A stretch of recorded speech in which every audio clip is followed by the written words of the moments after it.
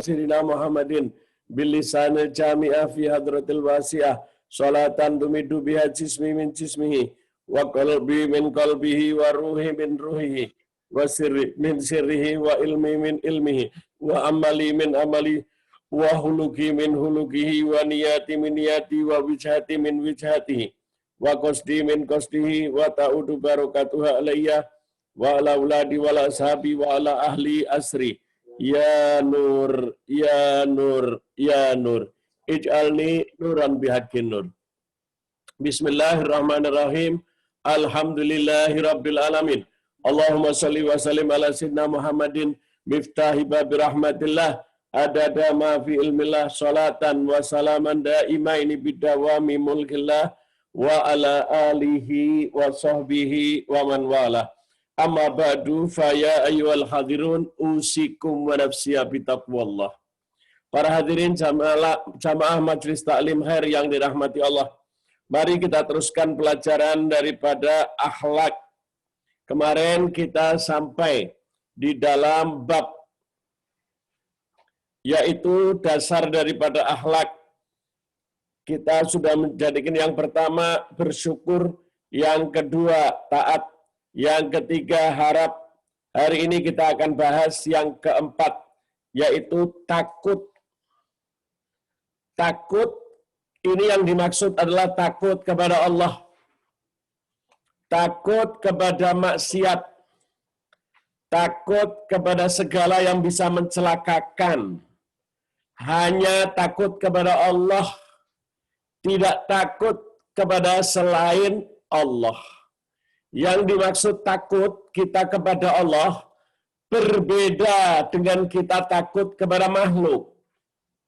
Kalau manusia itu takut kepada Allah, dia semakin mendekat.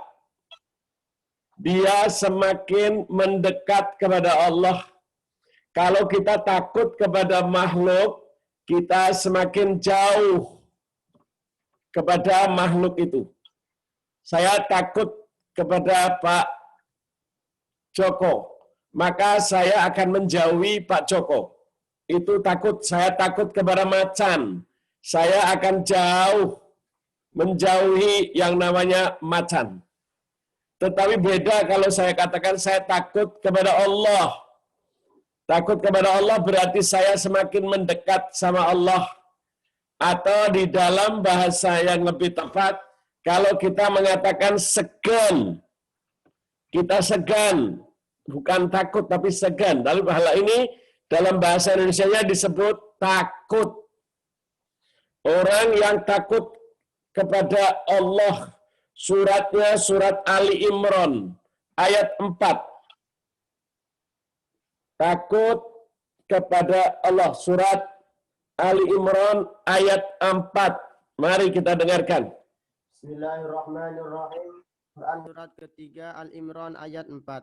Sebelum Al-Quran menjadi petunjuk bagi manusia dan dia menurunkan Al-Furqan, sesungguhnya orang-orang yang kafir terhadap ayat-ayat Allah akan memperoleh siksa yang berat. Dan Allah Maha Perkasa lagi mempunyai balasan siksa. Jadi kita harus takut kepada Allah yang menciptakan segala sesuatu. Dialah Allah. Harus taat. Di dalam hal ini takut artinya kita mendekat kepada Allah. Semakin kita taat kepada Allah, semakin kita sayang kepada Allah. Itulah yang disebut takut. Ini yang dimaksud. Tapi kalau orang kafir non-muslim, dia tidak takut kepada Allah. Orang yang tidak takut kepada Allah itu orang yang kufur. Dia tidak semakin baik, semakin jelek. Tetapi para ulama mengatakan, kepada Allah takutlah kepada Allah. Yang kedua, takutlah kepada orang yang tidak takut kepada Allah. Kalau takut kepada Allah berarti kita mendekat kepada Allah. Tetapi ulama-ulama mengatakan bahwa kita juga harus takut kepada orang yang tidak takut kepada Allah. Orang yang tidak takut kepada Allah berarti dia bisa berbuat apa saja terhadap kita. Karena dia tidak takut kepada Allah. Jadi ini harus jelas bahasanya. Karena dia makhluk. Kalau kita takut kepada makhluk, tadi kita harus menjauh. Jadi kalau ada orang yang tidak takut sama Allah, kita disuruh takut. Berarti kita disuruh menjauh. Karena apa? Dia tidak takut kepada Allah. Orang yang tidak takut kepada Allah itu berarti dia bisa berbuat apa saja. Bisa berbuat brutal. Nah, ini celaka. Jadi yang dimaksud takut nomor 4 di sini adalah takut kepada Allah. Artinya orang yang berakhlak selalu takut kepada Allah. Kita melihat lagi di dalam Al-Quran. Allah sebutkan, yaitu di dalam Al-Quran surat Al-Baqarah ayat 19. Itulah yang disebut orang munafik.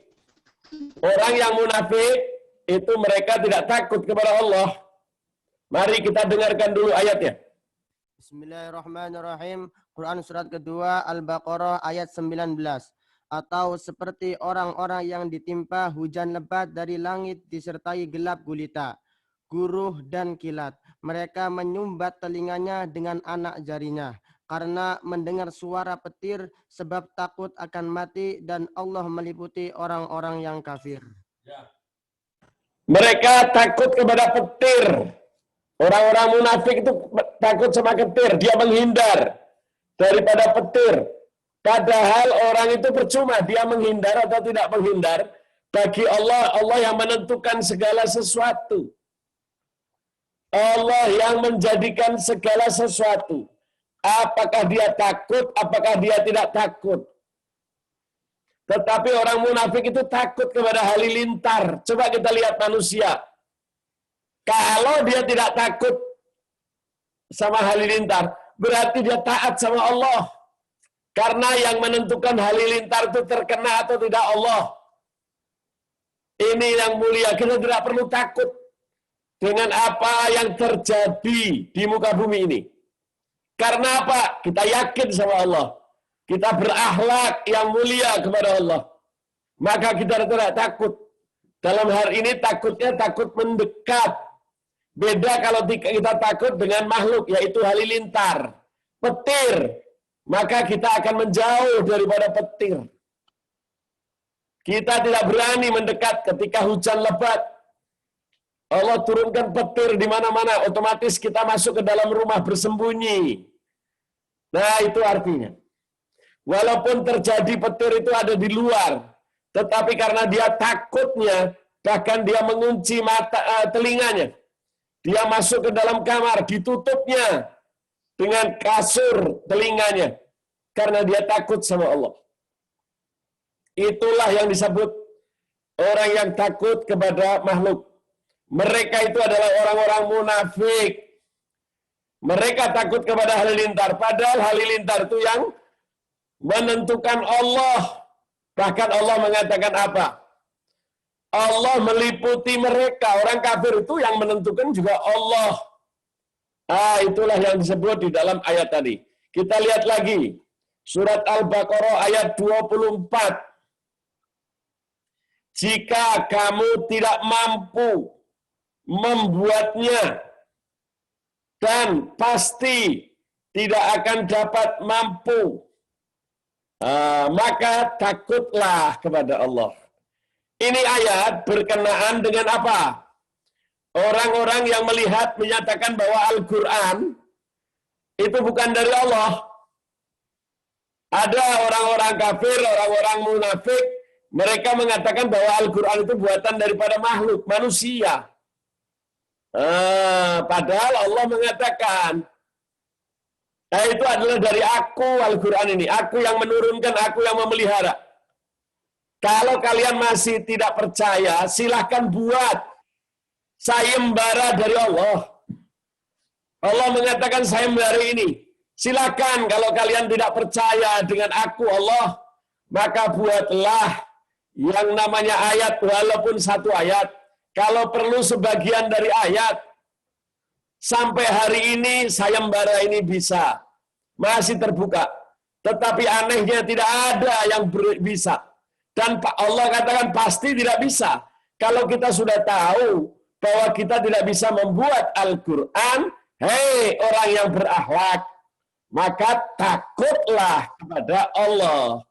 Kalau kita sudah tahu bahwa Al-Quran bukan buatan kita, kalau kita sudah tahu bahwa Al-Quran itu ciptaan Allah, maka sujudlah kita kepada Allah.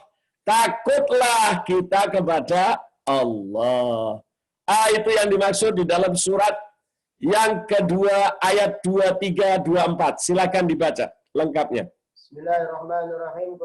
Quran surat kedua Al-Baqarah ayat 23. Dan jika kamu tetap dalam keraguan tentang Quran yang kami wahyukan kepada hamba kami yaitu Muhammad sallallahu alaihi wasallam, buatlah satu surat saja yang semisal Al-Quran itu dan ajaklah penolong-penolongmu selain Allah jika kamu orang-orang yang benar.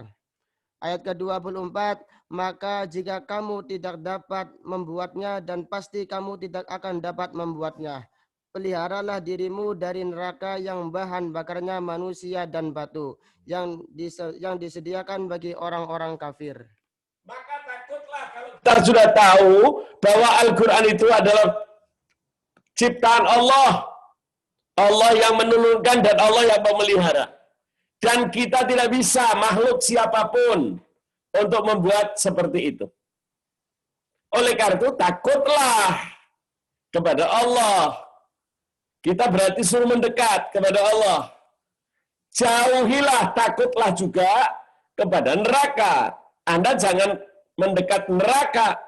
Maksudnya takut di sini menjauhkan. Kalau makhluk, kita disuruh menjauhkan. Tetapi kalau itu Allah yang mengatakan takut di sini, maka takutlah kepada neraka. Takutlah kepada Allah. Kepada neraka kita harus menjauhi diri kita. Jagalah dirimu, anakmu, keluargamu dari api neraka. Sebagaimana dikatakan di dalam Al-Quran. Al-Quran Allah Subhanahu wa taala berfirman, "Ya ayyuhalladzina amanu qu anfusakum wa ahlikum naro." Hai orang-orang yang beriman, bertakwalah kepada Allah. Jagalah anakmu, dirimu dari api neraka. Berarti kita suruh bawa anak kita, keluarga kita menjauhi neraka. Nah, itu di sini. Ayo, kalau memang Anda berakhlak, jauhkan dirimu daripada api neraka. Tetapi takutlah kepada Allah, mendekatlah dirimu kepada Allah. Itu berarti orang yang berakhlak. Kita melihat lagi surat Al-Baqarah ayat 38. Bismillahirrahmanirrahim. Quran surat kedua Al-Baqarah ayat 38. Kami berfirman, turunlah kamu semua dari surga itu. Kemudian jika datang petunjukku kepadamu, maka barang siapa yang mengikuti petunjukku, niscaya tidak ada kekhawatiran atas mereka dan tidak pula mereka bersedih hati. Allah memberitahu di dalam surat Al-Baqarah ayat 38. Ketika setan memberitahu kepada Nabi Adam dan Siti Hawa, makanlah buah kuldi. Ternyata Nabi Adam tidak mau. Biasanya godaan itu paling gampang lewat perempuan. Setan tahu. Akhirnya digodalah Siti Hawa. Siti Hawa, Masya Allah kamu cantik. Kamu akan abadi. Kalau kamu di surga terus. Oleh karena itu kamu disuruh di surga terus agar kamu abadi. Caranya bagaimana? Makanlah buah kuldi. Padahal Allah melarang memakan buah kuldi. Karena mencari lewat Nabi Adam, mengganggu Nabi Adam, nggak bisa. Akhirnya gangguan itu lewat siapa? Istrinya. Karena dipuji, wanita itu biasanya lupa. Setelah dipuji oleh setan iblis, maka Nabi Siti Hawa suruh makan buah kuldi. Maka dimakanlah buah kuldi itu. Ternyata setelah dimakan buah kuldi, maka diperintahkan oleh Allah supaya semua ini turun ke bumi. Setan disuruh turun ke bumi. Nabi Adam suruh turun ke bumi. Siti Hawa turun ke bumi. Dalam keadaan tidak berbusana. Mereka meninggalkan. Oleh karena itu, orang penghuni surga itu yang menutup. Orang yang celaka adalah orang yang tidak berbusana. Oleh karena itu, kenapa orang-orang yang mengurangi pakaiannya, semakin dia mengurangi, semakin dia penghuni neraka. Oleh karena itu, kalau kalian mau baik, tutuplah auratmu. Nah, itulah yang dikatakan maksudnya di dalam ayat 38. Kami berfirman, kata Allah, turunlah kamu semua dari surga. Kemudian jika benar-benar datang petunjuk-petunjukku kepadamu, maka barang siapa yang mengikuti petunjuk Allah, petunjukku kata Allah, maka tidak ada rasa takut pada mereka. Dan dikatakan lagi setelah tidak ada rasa takut kepada mereka, maka dikatakan lagi juga mereka tidak bersedih. Tidak ada rasa takut dan tidak akan bersedih. Siapa yang mengikuti petunjuk Al-Quran. Maka takutlah kepada Allah. Siapa yang takut kepada Allah itu? Yang mengikuti petunjuk-petunjuk Allah. Allah telah jelaskan ayat-ayatnya bagaimana kalian hidup di muka bumi. Kalau kalian hidup di muka bumi, tutuplah auratmu. Kalian di bumi jangan makan yang haram. Kalian di muka bumi jangan bermaksiat. Tidak banyak yang diperintah oleh Allah. Supaya kita hidup di dunia satu saja. Jangan bermaksiat. Lainnya silahkan. Silahkan Anda berbuat. Itu petunjuk Allah. Jadi kalau kalian itu setelah diusir dari surga, kita lihat siapa manusia itu.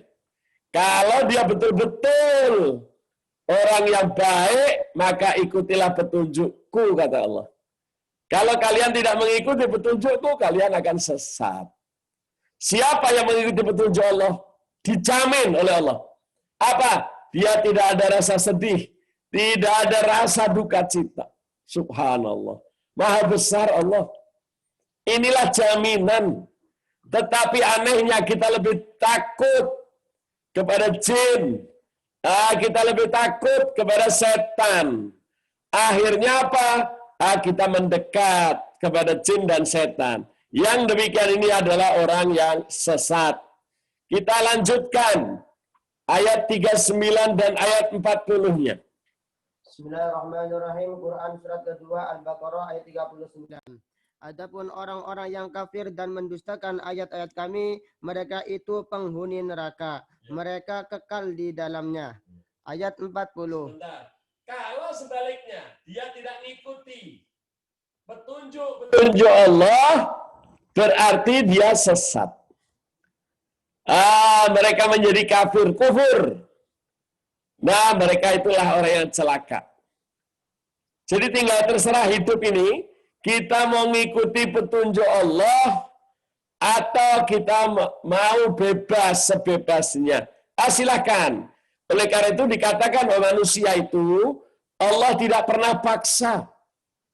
Allah yang maha kaya, Allah yang maha kuat, Allah yang maha segala-galanya, tidak pernah memaksa. Kenapa manusia ada yang memaksa? Aneh ya? Aneh. Allah saja yang menciptakan kita, yang menentukan hidup mati kita, tidak pernah maksa. Anda mau beragama Islam, silakan pilih. Anda mau berbuat apa saja, silakan pilih. Subhanallah, maha besar Allah itu. Allah yang maha kuat, Allah yang maha kaya, tidak pernah maksa. Tapi aneh, banyak orang di muka bumi ini memaksa. Orang yang memaksa itu celaka. Ngapain kita hidup kok terpaksa? Orang yang hidupnya dipaksa tidak akan pernah bisa bahagia. Oleh karena itu Allah peringatkan kepada hai laki-laki, jangan pernah memaksa wanita. Nggak boleh. Bahkan Allah sendiri mengatakan la ikraha fiddin, tidak ada paksaan dalam Islam. Kalau kalian tidak mengikuti petunjukku, kalian kafir. Siapa dijelaskan oleh kafir? Kafir ini adalah orang yang sesat. Mereka akan diberikan oleh Allah yang namanya neraka. Jadi inilah perintah daripada Allah agar kita takut kepada Allah, mendekat kepada Allah, mengikuti petunjuk Allah. Wahai Bani Israel, ayat 40, silakan. Ayat 40, hai Bani Israel, ingatlah akan nikmatku yang telah aku anugerahkan kepadamu, dan penuhilah janjimu kepadaku, niscaya aku penuhi janjiku kepadamu, dan hanya kepadakulah kamu harus takut dan tunduk. Iya. Hai Bani Israel. Bani Israel itu paling tidak mau takut kepada Allah. Dia merasa jagoan, merasa penguasa, merasa dia makhluk diciptakan Allah, tapi mau menguasai Allah. Dia mau ngatur Allah. Allah kirim Rasul, dibunuh, dicelakakan. Allah memberi petunjuk, dilanggar.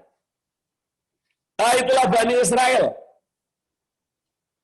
Allah berbuat apa, perintah apapun dilanggar. Itulah Bani Israel. Oleh karena itu, Allah janji, kalau Bani Israel itu mengikuti petunjuk Allah, Allah akan melindungi mereka, Allah akan muliakan mereka. Tetapi kebanyakan dari mereka tidak beriman. Nah, inilah yang dimaksud dengan takut kepada Allah. Kemudian di dalam selanjutnya, Allah Subhanahu wa Ta'ala di dalam Al-Quran, surat berapa nih? Kamu ngadep ke sini aja.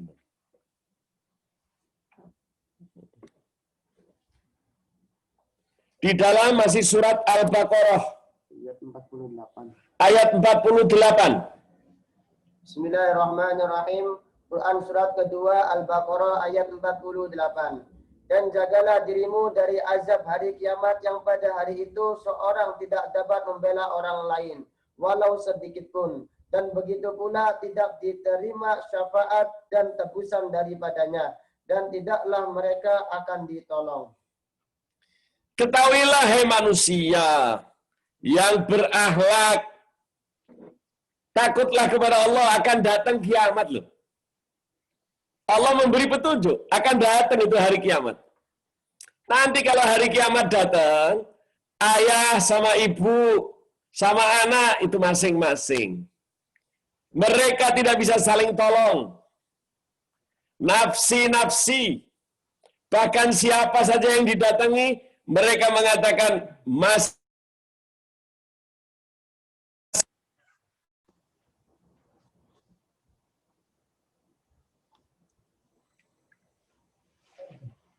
masing-masing. Mat, naikin mat, panahnya mat, ke atas mat. Inilah orang yang mau mengikuti Allah atau tidak. Ya, nanti hati-hati hari kiamat, takut. Kita disuruh takut, berarti kita suruh mendekat Allah. Untuk berlindung kepada Allah. Hati-hati datang loh kiamat. Dunia ini seperti kapas. Makhluk-makhluk itu akan berterbangan seperti kapas. Mereka tidak mempunyai daya upaya. Semua kekuatan dari Allah. Anak tidak bisa mendapatkan syafaat dari orang tuanya. Orang tua tidak bisa memberi syafaat anaknya. Oleh karena itu dikatakan mereka menanggung dosa sendiri-sendiri. Itu saja mereka sudah berat. Apalagi mau menanggung dosa orang lain. Oleh karena itu kalau ada orang, udah nggak apa-apa, ntar dosanya gue yang urus. Enak aja. Mereka mengurus dosanya sendiri aja tidak bisa. Mereka sok berani. Mereka sok jago seolah-olah gua yang nanggung dulu. Allah mengatakan janganlah kamu dibodohin. Mereka menanggung dosanya sendiri tidak sanggup. Bagaimana mereka mau menanggung dosa kita? Nggak bisa. Mau sampai kapan saja nggak akan sanggup mereka menanggung dosa ini. Jangan kalian akan celaka. Itulah yang disebut oleh Allah di dalam Al-Quran. Allah ngingetin. Nih loh, hei manusia, jangan lalai. Kenapa? Kelak bakal datang loh yang namanya kiamat. Terus kalau datang bagaimana? Akan diminta tanggung jawab. Setiap manusia akan diminta tanggung jawabnya.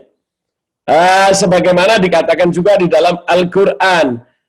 Kita selalu mengandalkan siapa? Keris yang bisa nolong kita. Kita mengandalkan makhluk. Oh, yang keras bisa. Bahkan di Surabaya ada yang menjual sertifikat masuk surga. Percaya lagi. Ada orang yang mengatakan, Anda tenang saja. Nanti dosanya Kak Kiai yang menanggung. Mereka masih ada yang percaya hal kayak gini. Inilah orang yang sesat. Boro-boro mau nanggung dosanya orang. Lah nanggung dosanya sendiri aja tidak sanggup.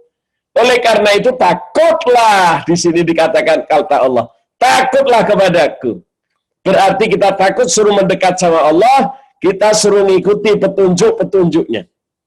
Apa diantaranya di dalam Al-Quran surat 14 ayat 22. Ada kita di antara manusia ini yang mendatangi jin dan setan. Di dalam manusia itu minta tolong. Mereka minta tolong sama jin, sama setan, agar hidupnya maka terpelihara, agar hidupnya aman. Nanti di akhirat bisa aman. Allah katakan apa? Boro-boro manusia itu aku ciptakan sebaik-baiknya makhluk. Setinggi-tingginya makhluk itu manusia.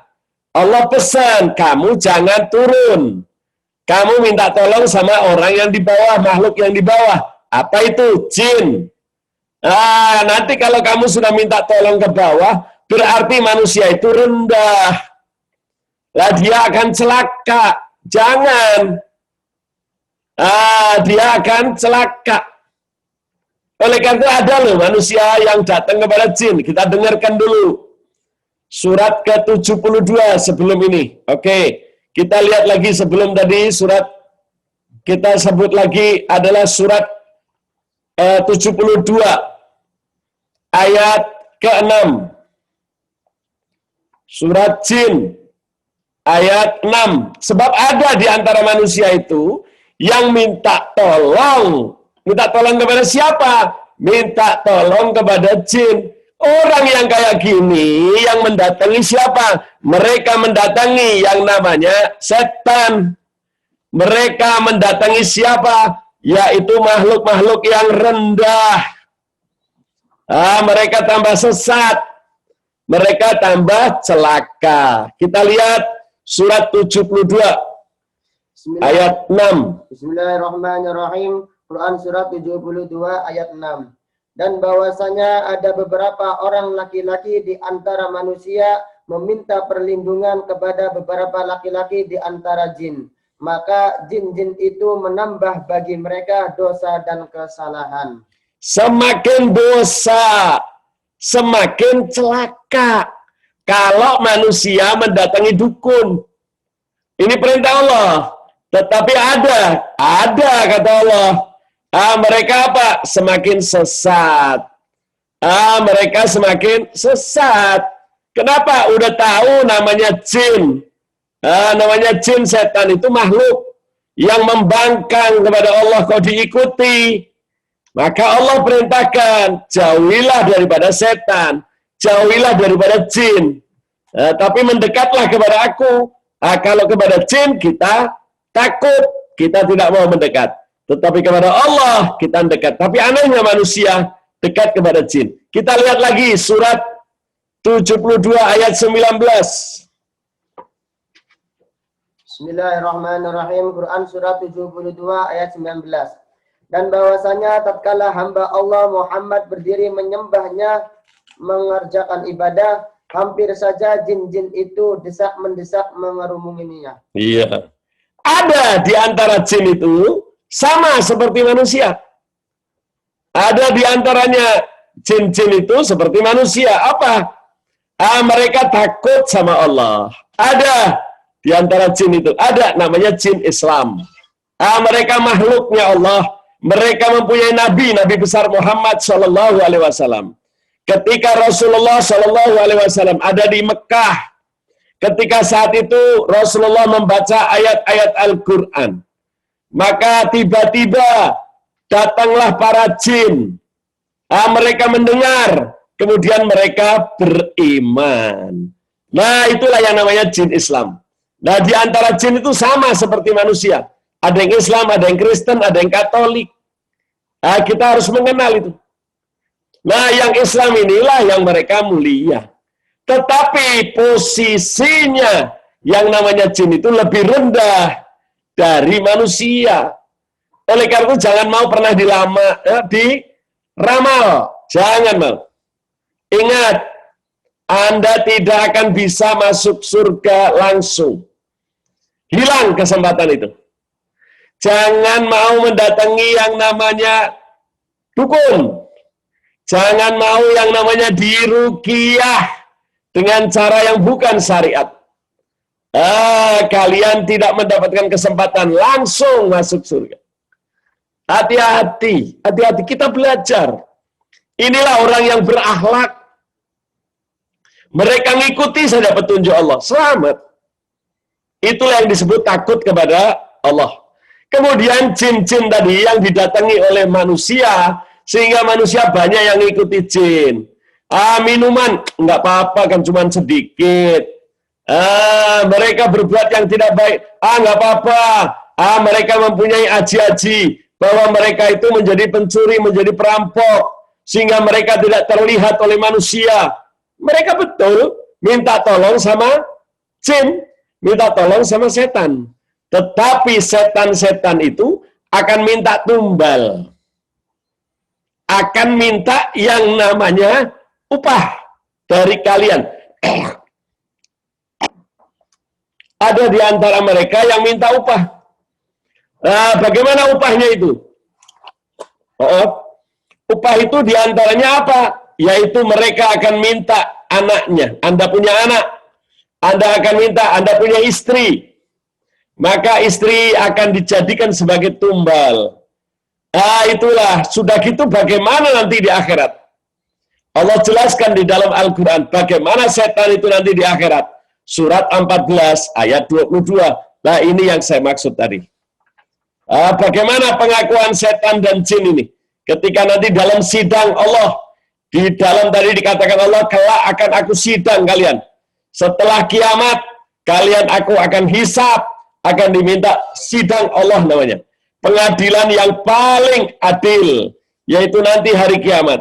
Ketika saat itu, manusia-manusia yang mendatangi jin, yang minta tolong kepada jin, kepada setan, mereka disidang. Di dalam sidang itu, setan mengatakan, apa kata setan? Surat 14 ayat 22. Bismillahirrahmanirrahim. Quran surat 14 Ibrahim ayat 22. Dan berkatalah setan tatkala perkara hisab telah diselesaikan. Sesungguhnya Allah telah menjanjikan kepadamu janji yang benar, dan aku pun telah menjanjikan kepadamu, tetapi aku menyalahinya. Sekali-kali tidak ada kekuasaan bagiku terhadapmu, melainkan sekedar aku menyeru kamu, lalu kamu mematuhi seruanku. Oleh sebab itu, janganlah kamu mencerca aku, akan tetapi cercalah dirimu sendiri. Aku sekali-kali tidak dapat menolongmu, dan kamu pun sekali-kali tidak dapat menolongku. Sesungguhnya aku tidak membenarkan perbuatanmu mempersekutukan aku dengan Allah sejak dahulu. Sesungguhnya orang-orang yang zalim itu mendapat siksa yang pedih. Subhanallah. Kita mau minta tolong siapa selain kepada Allah? Nggak bisa. Oleh karena itu mintalah sama Allah, la haula wala quwata illa billah. Selamat. Tetapi yang minta kepada makhluk, mereka akan kecewa. Apa kata makhluk itu? Saya saja mempertanggungjawabkan, saya nggak berani kok. Saya aja, setan mengatakan, saya aja takut sama Allah. Kenapa kalian manusia kok nggak takut? Aneh, kalian mengikuti aku. Ketika aku bilang bahwa dirimu dipengaruhi oleh bintang Libra, dirimu dipengaruhi oleh bintang Scorpio, kalian nurut. Kalian nurut. Padahal kalian aku bawa kafir. Sekarang cercalah dirimu sendiri. Maki-makilah dirimu sendiri. Manusia lebih senang sama yang namanya apa? Perintah dari jin. Lebih senang daripada perintah daripada makhluk. Tetapi justru perintah Allah tidak diikuti. Sudah tahu yang namanya jin, kok dipercaya? Udah tahu yang namanya bintang. Bintang itu ciptaan Allah. Kok kalian minta tolong sama bintang? Bintang Scorpio, tolonglah aku. Apa kata Scorpio? Prek. Nggak bisa. Namanya bintang itu juga akan diminta tanggung jawab. Tapi anehnya manusia percaya dengan kata bintang. Kita lihat lagi surat ke-6. Ayat 128. Hei manusia, cukup. Ya, cukup. Ya. Silakan dibaca surat 64 ayat 128. Maaf, surat ke-6, maaf. Surat Al-An'am ayat 128. Bismillahirrahmanirrahim. Quran surat 6 Al-An'am ayat 128. Dan ingatlah hari di waktu Allah menghimpunkan mereka semuanya. Dan Allah berfirman, hai golongan jin ataupun syaitan, sesungguhnya kamu telah banyak menyesatkan manusia. Lalu berkatalah kawan-kawan mereka dari golongan manusia, ya Tuhan kami, sesungguhnya sebagian daripada kami telah dapat kesenangan dari sebagian yang lain. Dan kami telah sampai kepada waktu yang telah Engkau tentukan bagi kami. Ya. Allah berfirman, neraka itulah tempat diam kamu, sedang kamu kekal di dalamnya. Ya. Kecuali kalau Allah menghendaki yang lain. Ya. Sesungguhnya Tuhanmu maha bijaksana lagi maha mengetahui. Jangan kamu ikuti makhluk. Lebih saya ngikutin ustadz. Saya mengikuti ulama. Ulama yang bagaimana? Ustadz yang bagaimana? Oh, yang pakai surban. Sebab yang pakai surban itu dia lebih dekat sama Allah. Ketipu. Jangan melihat dari rupanya. Jangan lihat dari penampilannya. Udah diingetin loh oleh Allah. Ikuti ulama yang takut sama Allah. Jangan melihat pakaiannya. Orang sekarang kalau sudah lihat pakai surban, apalagi surbannya satu ban mobil, wah dianggapnya sudah paling jago. Salah, keliru. Ikuti ilmunya, ambil. Jangan diikuti dulu, ambil ilmunya. Cernalah dengan akal pikiran, cernalah dengan hati. Dicocokin dulu. Kira-kira benar apa enggak? Cocok dengan yang benar apa tidak? Kalau Anda sudah cocokkan, hati Anda bisa, silakan ikuti. Dan ingat ya, Anda tanggung jawab. Tidak mungkin ustadz itu akan mengambil dosa Anda. Ustadznya saja dosa, dia tidak bisa apa-apa kok. Apalagi Anda yang mengikuti. Oleh karena itu, jangan asal ngikutin orang. Dicerna dengan akal budi. Hati Allah kasih panca indera. Kita dengarkan, kita lihat. Apa yang disampaikan sesuai atau tidak dengan Al-Quran. Sesuai atau tidak dengan hadis. Kalau tidak sesuai, jangan diikuti. Lah, ini aneh. Manusia itu paling senang ikuti orangnya.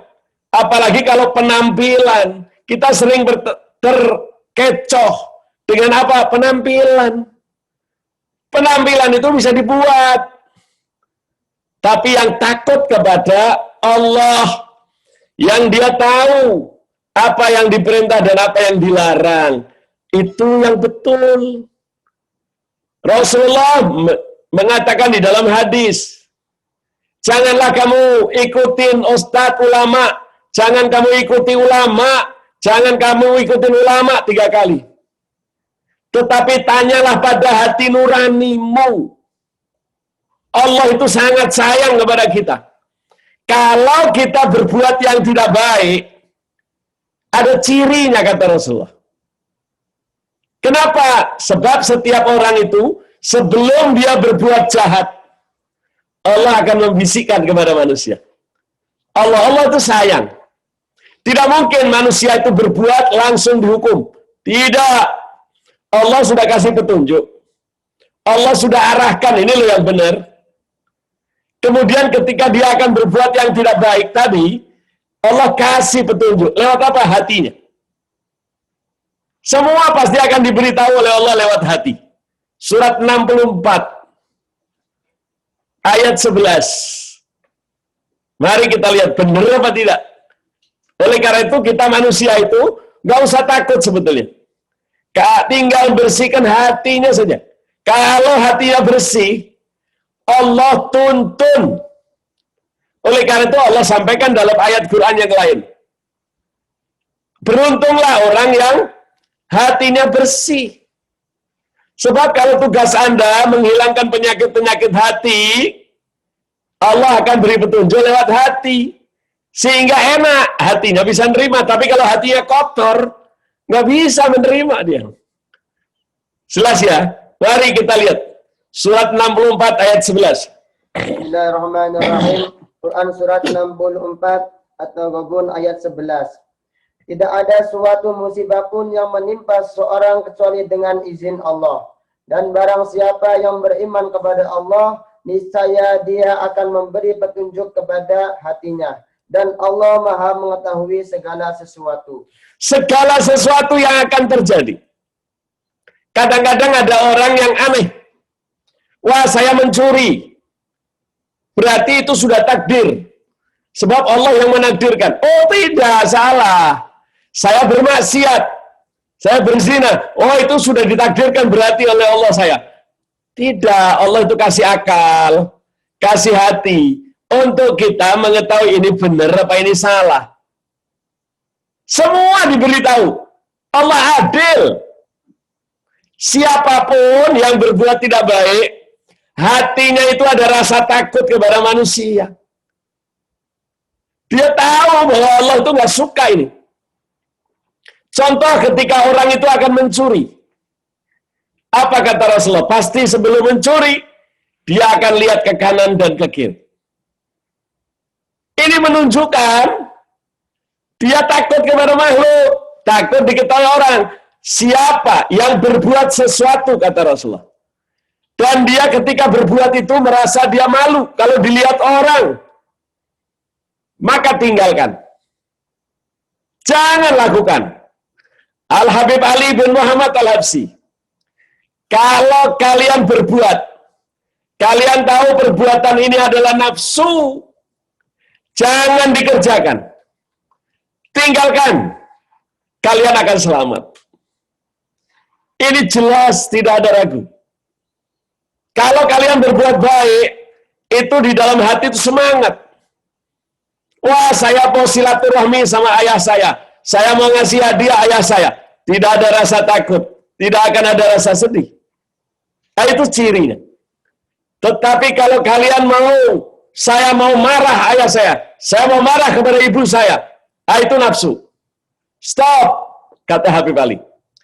Rasulullah mengatakan, kalian mau berbuat maksiat, kalian melihat kanan, melihat kiri, malu kalau dilihat orang, tinggalkan. Berarti itu petunjuk dari Allah bahwa itu tidak baik. Allah tidak mungkin menghukum makhluknya tanpa diberitahu. Tidak. Allah itu maha sayang kepada makhluknya. Anda mau celakain teman, Anda membuat teman itu sengsara. Apakah Allah tidak beritahu, dikasih tahu, celaka lo, kesian, biarin, hati yang bicara nafsunya. Nah, itu cepat tinggalkan itu. Berarti itu tidak baik. Karena hati Anda lah yang berbicara. Hati itu adalah Allah memberi petunjuk. Lain kalau orang itu hatinya memang kotor. Hatinya kotor sehingga yang dia terima yang jelek-jelek. Kenapa orang itu tidak takut sama Allah? Mereka tidak berakhlak sehingga apa yang ada di dalam hatinya seolah-olah saya ngikuti hawa nafsu. Hati saya bilang begini. Lah yang jelas hatinya isinya setan. Sebab Sayyidina Ali karamallahu wajhah, beliau mengatakan siapa yang di dalam tubuhnya, yaitu hatinya, tidak takut sama Allah, maka yang akan masuk ke dalam hati itu adalah setan. Setan akan membuat tempat tidur di dalam hati kita. Sehingga manusia itu percaya kepada setan. Sehingga setelah dia percaya sama setan, seolah-olah hati nuraninya yang memberitahu. Padahal itu setan. Bayangkan seorang anak muda kemarin. Dia diberitahu oleh setan karena dia jauh dari Allah. Ketika dia mendengar salah satu dari ulama Indonesia sedang ceramah, maka hatinya disuruh untuk apa? Untuk membunuh. Nah, itu petunjuk dari iblis. Kenapa? Karena hatinya kotor. Setelah hatinya kotor, iblis akan menguasai manusia itu. Oleh karena itu, supaya tidak dikuasai oleh setan, Allah pesan, bersihkan hatimu. Pelihara itu yang namanya hidup. Jangan sampai hatinya terlanjur dibuat tenda di dalam hati itu oleh setan. Orang kalau sudah dibuat tenda hatinya oleh setan, berarti orang itu sudah dikuasai. Setan tidak akan mengganggu tangan. Setan tidak akan mengganggu yang namanya apa? Kaki. Tapi yang diganggu oleh setan adalah hati manusia. Hati manusia setan tahu. Hati manusia itu bagaikan raja. Kalau sudah manusia hatinya dikuasai oleh setan, aman. Aman. Kemudian Rasulullah berpesan, hati-hati, hei perempuan, hei laki-laki. Kalau kamu keluar dari rumahmu, hati-hati bahaya. Setan akan mengincar kamu. Bagaimana setan itu mengincar? Dia akan membawa anak panah. Setan itu membawa anak panah. Siapa yang bukan muhrimnya, Anda lihat, maka setan akan memberikan panah pada hatimu. Sehingga hatimu akan terpaut dengan mereka. Sehingga kamu ikuti nafsu. Oleh karena itu hati itu ada gambarnya, hati kalau sudah dipanah. Karena apa? Itulah setan. Kenapa? Kalau memang dia betul petunjuk dari Allah, dia akan melihat cinta dia kepada istrinya, cinta dia kepada anak-anaknya, cinta dia kepada keluarganya. Itu yang betul.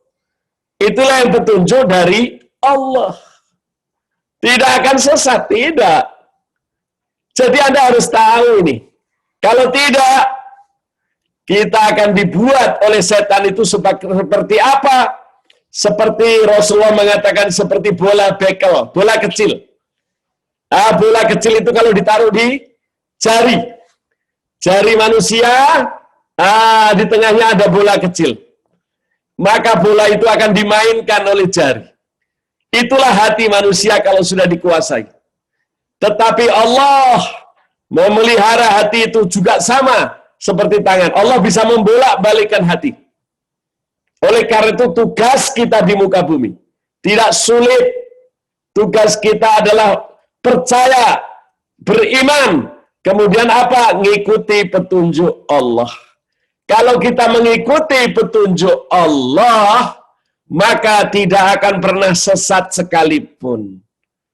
Jadi, mari dekatkan diri kepada Allah. Jangan sampai hati ini dikuasai oleh setan. Setan akan membuat kita celaka. Padahal setan sendiri mengatakan bahwa setan, aku ini takut sama Allah. Setan mengatakan, aku takut sama Allah. Kenapa manusia tidak takut? Oleh karena itu manusia kalau sudah kesetanan, dia tidak ada rasa takut. Tidak. Bahkan dia mencelakakan orang itu gampang. Dia mencelakakan orang itu, ya Allah, tidak sulit. Setan selalu membisikkan itu. Dan anehnya manusia itu, alasannya apa? Saya mendapatkan ilham. Lah itulah, seperti dukun-dukun itu mendapatkan ilham. Saya dapat petunjuk dari langit, wangsit namanya. Mereka percaya bahwa itu wangsit, yaitu apa? Ilham dari Allah. Padahal itu dari setan. Itulah yang dikatakan oleh Allah di dalam Al-Quran surat ketiga, ayat 78.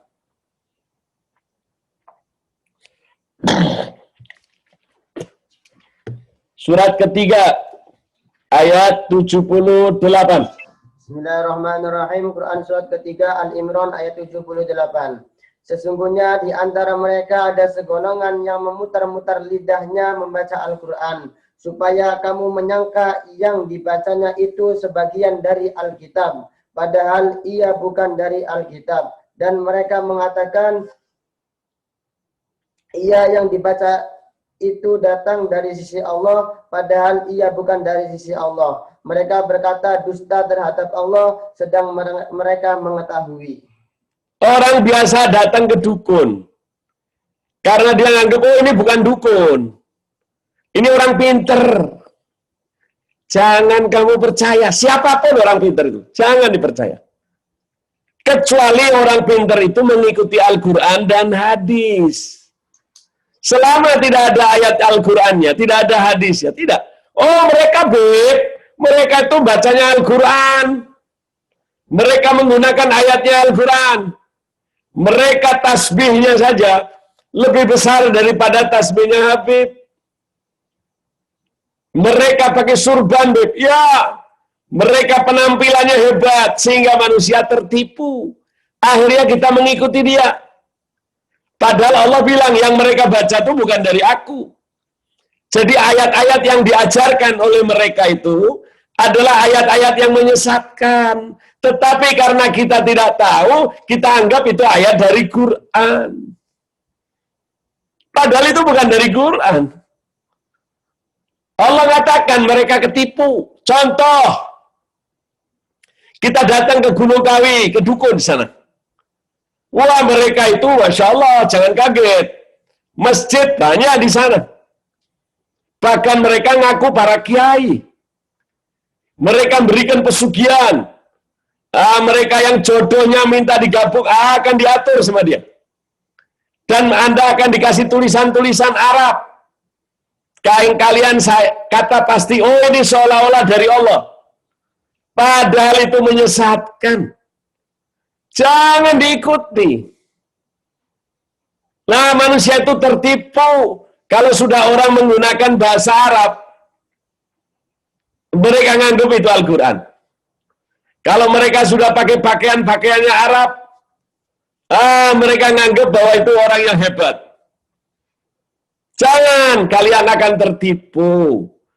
Allah sudah pesan, Rasulullah sudah pesan, para aulia-aulia solihin sudah ngingetin. Hai manusia, semua itu tidak akan terjadi kecuali izin Allah. Jadi nggak usah datang ke dukun. Kalau memang itu jodohmu, dia tidak akan bisa lari. Kalau memang itu rezekimu, nggak bisa lari. Nggak usah pergi ke dukun. Kalian akan sesat loh. Bahkan dukun itu menyesatkan. Menyesatkan. Nah, karena manusia itu punya nafsu, dia keinginannya supaya tercapai, maka mereka membuat kesesatan. Kenapa? Allah pesan tapi tidak diikuti. Apa pesannya Allah? Di dalam surat 22, ayat 4. Hai manusia, jangan kalian berkawan dengan kawannya setan. Kalian akan disesatkan dan kalian akan masuk ke dalam neraka. Manusia banyak yang berkawan dengan dukun. Mereka seolah-olah penampilannya ulama. Sudah diberitahu. Saya pernah ketemu dengan orang yang demikian. Mereka memberi petunjuk, tapi petunjuk yang sesat, yang mencelakakan. Nanti akhirnya apa? Kalian akan mengikuti loh. Kalau kalian sudah mengikuti mereka, kalian akan disesatkan. Dan kalian akan masuk neraka. Tidak terasa, tidak. Oleh karena itu tinggalkan hal yang demikian. Belajarlah agama yang baik, dari guru yang baik, akidah yang baik. Aneh loh, banyak yang tersesat. Gak usah Anda cari orang lain. Mari kita lihat pada diri kita sendiri. Apakah kalian pernah tersesat ketika kalian belajar? Sering banyak yang tersesat. Si A tidak mengatakan ini, tapi dia katakan, oh ini dari si fulan, oh ini dari Habib ini, oh ini dari Ustadz ini, oh ini dari ayat begini, ini hadis begini, padahal dia ketipu. Hati-hati, Allah pesan. Surat 22 ayat 4. Bismillahirrahmanirrahim. Quran surat 22 Al-Hajj ayat 4. Yang telah ditetapkan terhadap syaitan itu bahwa barang siapa yang berkawan dengan dia, tentu dia akan menyesatkannya dan bahwasanya ke azab neraka dan membawanya ke azab neraka. Maka diulang ini, kebetulan anaknya baru yang baca Quran ini SD. Jadi dia bacanya itu seperti kereta api. Dia nggak tahu kalau ada stasiun itu harusnya berhenti. Sehingga kalau bahasa Indonesia itu dibaca langsung tanpa koma, tanpa titik. Masya Allah, seperti sepur langsir. Kelihatannya pergi tapi nggak pergi-pergi. Sehingga yang dengar pun bisa bingung. Saya sendiri bingung. Mari kita dengarkan pelan-pelan. Sekali lagi. Bismillahirrahmanirrahim. Quran surat ke-22 ayat 4. Yang telah ditetapkan terhadap setan itu. Allah telah menetapkan kepada setan itu. Setan itu jangan dijadikan kawan. Setan itu nyesatin loh.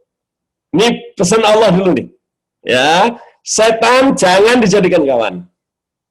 Jangan dipercaya. Kalau Anda mau percaya Al-Quran, kalau Anda mau percaya Rasulku, ulama-ulama yang baik, ada ulama disebut di dalam Al-Quran, yaitu ulama ulama tapi jelek. Disebutnya ulama. Tapi Allah kasih tahu ulama ulama yang jelek. Jangan diikuti. Kalau Anda mau mengikuti ulama yang baik, di mana ulama yang baik itu? Yang mengikuti Al-Quran dan hadis, dia mengikuti jalan yang lurus. Nah, itu baru dijadikan kawan. Kalau tidak, jangan mau. Ingat, kalian akan tertipu dengan tasbih. Kalian akan tertipu dengan baju. Kalian akan tertipu dengan surban. Kalian akan tertipu dengan penampilan. Sedangkan kalian bersahabat dengan dia, kalian akan dibuat sesat. Kita teruskan ayatnya. Bahwa barang siapa yang berkawan dengan dia, tentu dia akan menyesatkannya dan membawanya ke azab neraka. Na'udzubillah, na'udzubillah. Jaga hati-hati. Semua jangan merasa aman. Saya juga takut kepada Allah. Oleh karena itu kita perbaiki akhlak kita. Siapa yang diperintah Allah tidak mengikuti, berarti dia tidak takut. Tapi siapa yang takut sama Allah, ikuti Al-Quran. Allah sudah mengatakan demikian. Hati-hati. Didekati saja nggak boleh. Janganlah kalian dekati loh. Dekati saja nggak boleh. Yaitu perbuatan maksiat. Kalau Anda dilarang, tidak boleh makan ini. Tidak boleh. Ya, tapi dalam larangan Allah, selalu diikuti. Janganlah kau dekati. Dekat saja nggak boleh. Apalagi berbuat. Sebab orang yang sudah dekat-dekat, oh saya belum, tapi saya hanya punya teman. Teman saya itu dukun. Anda jangan lihat dekat-dekat. Kalian akan sesat. Jadi dekat saja, nggak boleh. Janganlah kalian duduk dengan mereka. Janganlah kalian makan dengan mereka. Janganlah kalian bersenda gurau dengan mereka. Kita lihat banyak di antara orang-orang yang menyesatkan. Mereka yang mempunyai akidahnya jauh dari Allah. Mereka mengatakan silakan kawin, berapa saja boleh. Bahkan kawin nggak usah repot. Kawin 1 jam boleh. Kawin 1 hari boleh. Itulah yang disebut perkawinan kontrak. Perkawinan kontrak itu dilarang. Memang dulu pernah ada, pernah zaman perang. Tetapi oleh Rasulullah sudah dilarang. Itulah kawin mut'ah. Tetapi seolah-olah sekarang ini ada aliran yang mengatakan kawin mut'ah itu boleh. Celaka kalian. Bahkan mereka mengatakan siapa yang istrinya lebih 1, maka dia kedudukannya seperti, Masya Allah, dikatakan ulama besar, Sayyidina Husain. Siapa yang kawin 3? Oh, dia seperti Sayyidina Hasan. Siapa yang kawin sekian? Seperti Sayyidina Ali. Siapa yang kawin sekian? Seperti Rasulullah. Semakin banyak istrinya, dia katanya imannya semakin hebat. Apakah ini aliran yang benar? Apakah ini akidah yang betul? Mari gunakan akal. Gunakan akal. Allah ngasih petunjuk di dalam Al-Quran. Kawin lebih dari 1 boleh. 2, 3, 4. Tetapi kalian harus adil. Kemudian Allah memberitahu, sesungguhnya kalian tidak bisa adil. Maka kawinilah 1 saja. Jadi ini yang betul. Tapi kalau kalian tidak mengembalikan kepada Al-Quran, maka kalian akan mengatakan, oh itu benar. Apalagi kumpulan mereka itu banyak anak-anak muda. Bahkan mereka semua pakai surban. Pakaiannya menarik. Sehingga banyak di antara kita pengajian MTHR yang dulu ikut aliran itu.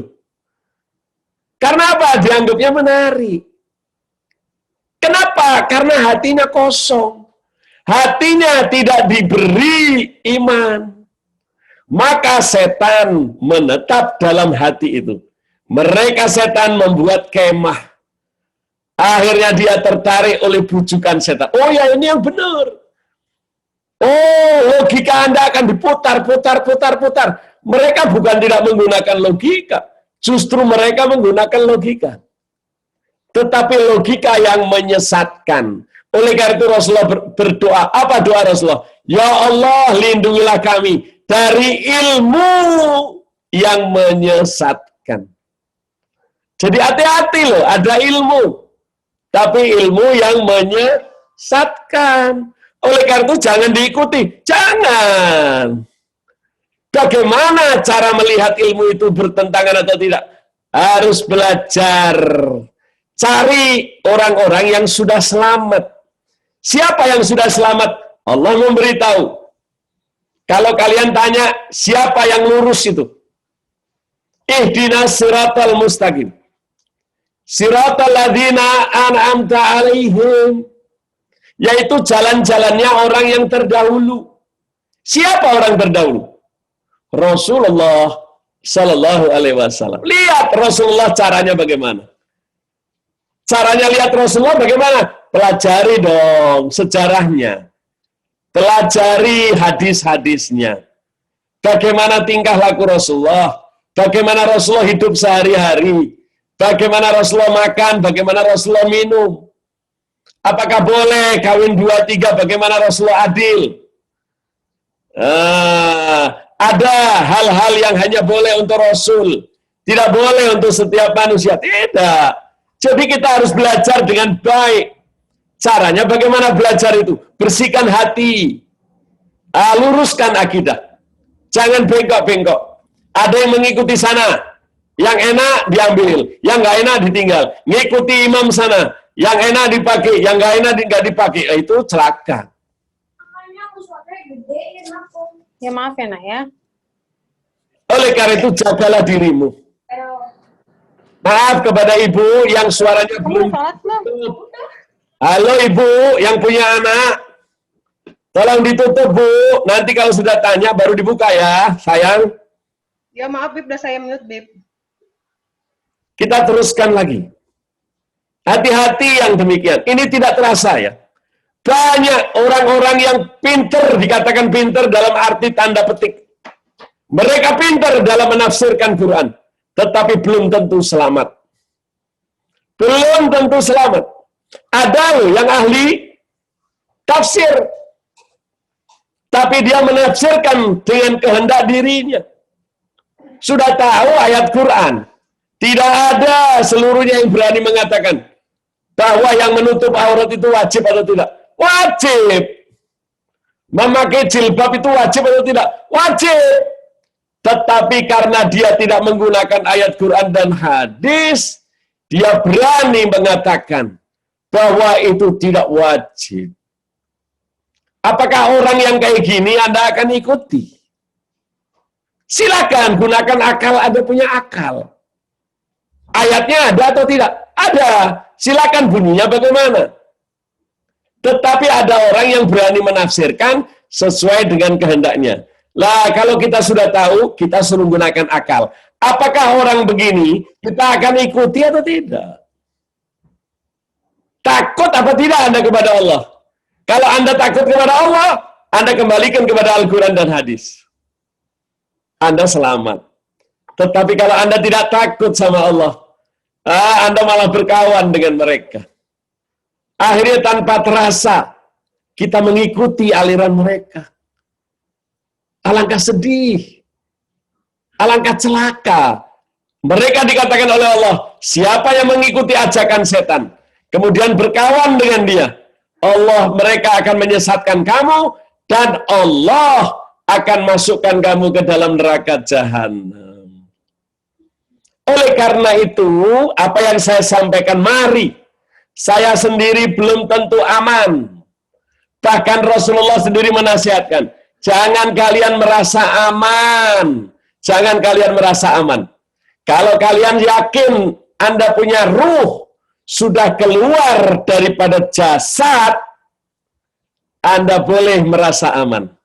Tapi selama ruh masih dikandung badan, jangan pernah mengatakan saya sudah selamat. Tidak. Bahkan sampai menjelang sakaratul maut, setan itu akan terus. Setan tidak pernah capek. Orang yang menyesatkan orang, coba lihat. Kalau orang itu membawa aliran atau akidah sesat, cirinya apa? Mereka tidak pernah capek. Mereka seperti setan. Mereka berkorban apa saja. Hartanya, nyawanya. Itu cirinya. Oleh karena itu, hati-hati. Berlindunglah kepada ilmu yang bermaksiat. Ilmu yang menyesatkan. Rasulullah saja takut. Beliau berdoa kepada Allah, selamatkan aku ya Allah dari ilmu yang menyesatkan. Inilah apa yang dikatakan oleh Allah Subhanahu wa taala agar kita jangan sampai sesat. Siapa yang berkawan? Kemudian siapa lagi? Surat 43 ayat 36.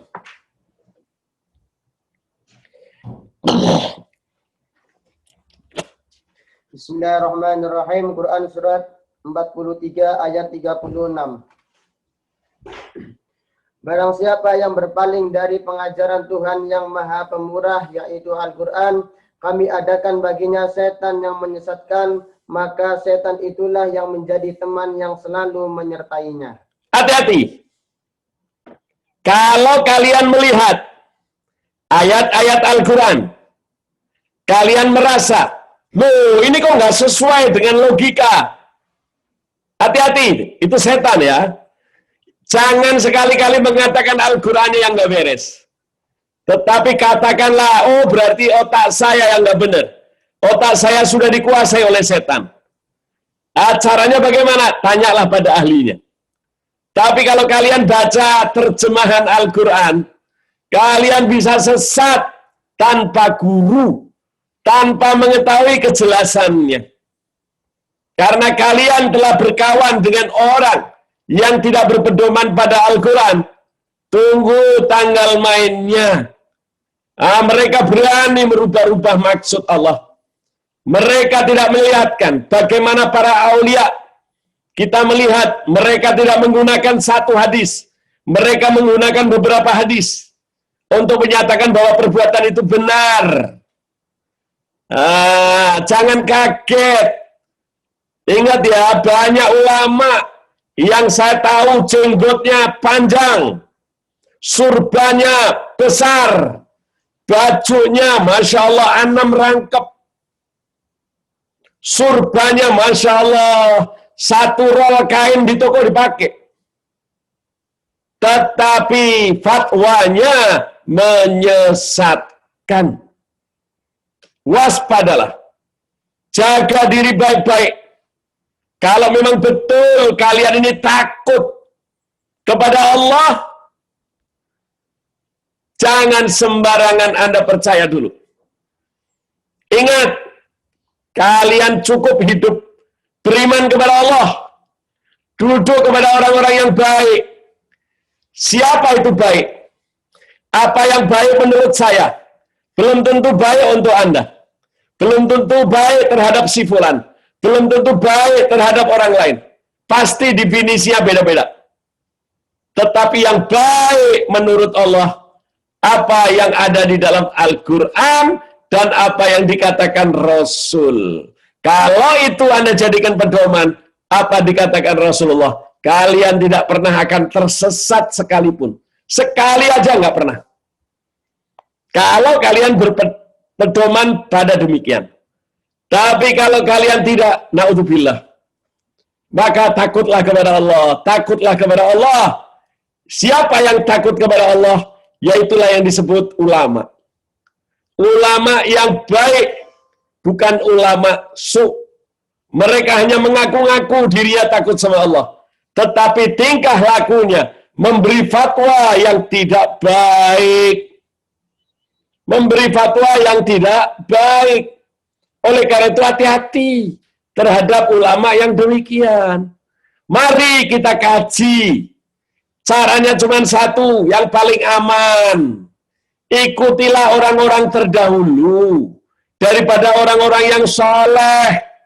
Seperti kita mengikuti Habib Abdullah bin Alwi Al-Haddad, kita mengikuti Al-Habib Ali bin Muhammad Al-Habsi, yang keimanannya, yang fatwanya tidak pernah terbantahkan sampai hari ini.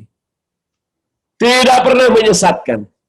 Walaupun beliau telah meninggal ratusan tahun, tetapi apa yang beliau utarakan, apa yang beliau sampaikan, selalu menenteramkan hati dan selalu mengajak ke jalan yang benar. Tidak pernah ajaran mereka itu sesat. Tidak. Bahkan mereka menasihati, siapa yang lari dari akidah orang-orang tuanya, yaitu akidah daripada apa yang disampaikan Allah dan Rasulnya, yaitu akidah Ahlul Bait Rasulullah, akidah sunnah wal jamaah, mereka yang lari dari akidah ini, 2 kata mereka. Apa? Yang pertama, mereka akan hilang. Berapa banyak ulama-ulama yang tidak mengikuti akidah ini, hilang, suaranya pun tidak terdengar. Bahkan mereka kalau tidak, yang kedua akan menjadi gila. Akan menjadi temannya setan. Oleh karena itu mari kita jaga. Dengan kita belajar sedikit demi sedikit. Apa yang ada di Quran, apa yang ada di hadis. Tidak mungkin bertentangan dengan apa yang dilakukan oleh Rasulullah. Tidak akan bertentangan apa yang dikatakan aulia salihin. Para wali-wali Allah. Kita melihat apa yang dilakukan oleh Wali Songo. Kita melihat apa yang dilakukan oleh orang-orang yang terdahulu.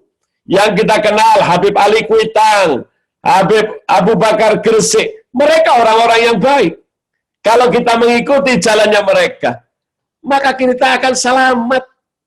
Karena mereka itu telah menjalani jalan menuju Allah yang benar. Kita jangan cari jalan yang lain. Kita tinggal ngikuti napak tilas saja. Jangan kita sok pinter, kita sok jago. Banyak di antara kita paling senang nyalahin orang-orang tua, nyalahin jalan-jalannya orang wali, cara menyalahkan daripada perbuatan orang-orang terdahulu. Mereka mentang-mentang mau cari jalan baru katanya. Padahal jalan itu sesat. Tapi siapa yang sudah mengikuti sebagaimana perintah Allah? Yaitu siapa? Siratal mustaqim. Mereka yang mengikuti jalan yang lurus. Yaitu apa? Siratal ladzina an'amta alaihim. Allah memerintah sama kita agar kita mengikuti jalan-jalan orang terdahulu. Rasulullah Khulafaur Rasyidin. Kitab-kitab hadis sahih yang banyak. Demikian juga hadis-hadis yang lainnya yang kita tahu yang dibawakan oleh orang-orang ulama, orang-orang yang sudah terjaga daripada akidahnya. Mereka mengikuti akidah-akidah daripada ahli bait Rasulullah. Mereka selamat. Tapi jangan sembarang ahli bait Anda ikuti. Selama dia tidak bersumber kepada Al-Quran dan hadis, tinggalkan. Oleh karena itu kita punya pedoman. Anda sekarang ini naik perahu bersama keluarga menuju pelabuhan ridhonya Allah. Bagaimana arahnya? Arahkan jalanmu dengan Al-Quran dan hadis. Kalian tidak akan tersesat. Itulah yang disampaikan oleh Rasulullah Sallallahu Alaihi Wasallam. Sampai di sini dulu para jamaah. Mari kita jaga diri kita. Takutlah kepada Allah. Dengan cara takutnya yaitu mendekat. Dengan kita takut sama Allah, Anda berarti sudah menambah dasar-dasar daripada akhlak yang mulia. Insya Allah minggu depan kita sambung mengenai takut ini. Masih banyak hal yang kita akan jelaskan. Mudah-mudahan memberi manfaat untuk diri saya. Demikian kepada seluruh yang hadir. Sampai di sini dulu. Ada yang bertanya, Mbak Devi silakan. Ya, Bib, dari Mbak Tuti nih. Mbak Tuti bilang, tadi disampaikan kita tidak boleh melakukan ruqyah. Kecuali ruqyah yang sesuai dengan syariat. Ruqyah seperti apa yang dimaksud dengan ruqyah sesuai syariat? Ya. Sementara masih ada orang melakukan ruqyah, yang melakukannya ruqyahnya adalah orang pintar dalam hal agama. Mohon penjelasannya Habib biar aku mengerti. Ya. Apa yang diikuti? Ikutilah ruqyah. Ruqyah apa? Yaitu ruqyah yang sesuai dengan syariat. Apa yang ruqyah syariat? Sebagaimana yang dikatakan oleh Rasulullah Sallallahu Alaihi Wasallam. Tetapi siapa yang melaksanakan ruqyah dengan cara apa? Mengeluarkan setan dari tubuh, mengeluarkan bahwa di dalamnya terhambat oleh setan, mereka diganggu oleh setan. Hai manusia, tidak ada satupun manusia yang tidak diganggu setan. Rasulullah saja diganggu setan. Nggak usah dikeluarin. Sebab setan itu ada di dalam tubuh manusia atas izin Allah. Tetapi yang benar yang disebut ruqyah itu yaitu mendoakan. Dalam artian bagaimana mendoakan? Sebagaimana dicontohkan di dalam hadis Rasulullah Sallallahu Alaihi Wasallam. Ketika Rasulullah mengunjungi sahabat yang sakit. Ketika beliau melihat orang sakit, beliau mendoakan. Ketika sedang beliau selesai mendoakan, datanglah sahabat yang lain. Sahabat itu mendekat, kemudian membisikkan di telinga orang yang sakit itu. Setelah membisikkan dan membaca sesuatu, Rasulullah bertanya pada dia, apa yang kalian bacakan? Aku membacakan Bismillahirrahmanirrahim. Lau anzalna hadzal Qur'an ala jabalin ra'aitu afahasibtum annama khalaqnakum abada wa anna la tarji'un ila akhir. Siapa kata Rasulullah? Itulah ruqyah yang benar. Yaitu membacakan ayat-ayat Al-Qur'an, mendoakan orang yang sakit. Kemudian Rasulullah mengatakan, walaupun sakitnya sebesar gunung, kalau dibacakan ayat itu, maka akan hancur, akan lenyap. Itu kita ikuti. Jangan kita ketipu. Oh, di dalam rumahmu ada setan yang menghambat kamu, sehingga kamu perdagangannya susah, sehingga anakmu tidak kawin-kawin. Sehingga usahamu bangkrut. Karena ada yang mengganggu. Ada yang mengirimkan. Ngirim apa? Ngirim paket. Jangan ketipu. Tidak ada. Jangan takut. Hanya percaya kepada Allah. Jangan percaya kepada setan. Setan itu tidak bisa. Tidak akan pernah bisa walaupun Anda disantet kayak apa saja. Tidak akan pernah bisa kecuali izin Allah. Kalau kalian percaya ini, kalian selamat. Tetapi kebanyakan kita dipengaruhi oleh dukun. Walaupun Anda anggap itu orang pinter. Oh, saya hobinya memang meruqyah. Saya jagonya meruqyah. Akhirnya apa? Orang itu disuruh keluar dari rumahnya. Kenapa? Saya akan berkelahi dengan setan, dengan jin yang ada di rumah Anda. Anda udah tahu kalau sudah urusannya sama jin. Mereka urusannya sama setan. Jangan Anda mau diruqyah. Ya, ingat itu ciri-ciri. Masih banyak ciri-ciri yang lain. Tetapi mintalah nasihat dari guru Anda. Mintalah nasihat kalau Anda mau pergi-pergi itu. Kepada siapa kalian harus pergi. Kemudian Anda lihat sesuai dengan Al-Quran atau tidak. Kalau itu benar, ikuti. Tetapi kalau kalian apa dikatakan lagi? Ada pendapat yang mengatakan lagi, selama mereka itu memerintahkan, perintahnya dia melanggar aturan Allah dan Rasulnya, tinggalkan. Itu berarti sesat. Tetapi kalau perintahnya Anda suruh berbuat baik, maka ikuti. Anda disuruh sedekah, ikuti. Anda suruh puasa, ikuti. Karena itu perintah yang baik. Tapi kalau Anda sudah suruh membawa bunga 7 macam, Anda suruh menyimpan keris, Anda suruh, maaf, banyak perbuatan-perbuatan yang malu kalau kita sampaikan di tempat ini. Jangan diikuti, jangan. Kalian akan disesatkan. Ingat itu. Selama sesuai dengan Al-Quran, selama sesuai dengan hadis, ikuti. Yang tidak sesuai, tinggalkan.